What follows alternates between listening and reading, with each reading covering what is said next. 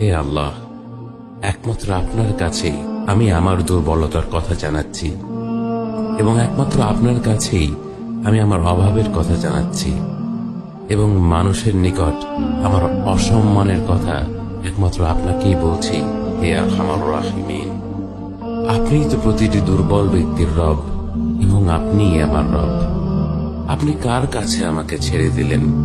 এমন অচেনা মানুষদের কাছে যারা আমার ক্ষতি করতে চায়, নাকি এমন শত্রুর কাছে যাকে আপনি আমার চেয়ে অধিক শক্তি দিয়েছেন?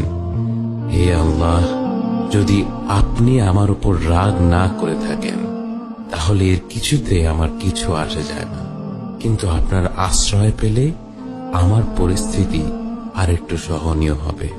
হে আল্লাহ, আমি আপনার চেহারার নূরের কাছে আশ্রয় চাই, যা সব অন্ধকারকে উজ্জ্বল করে দিয়েছে, যা দুনিয়া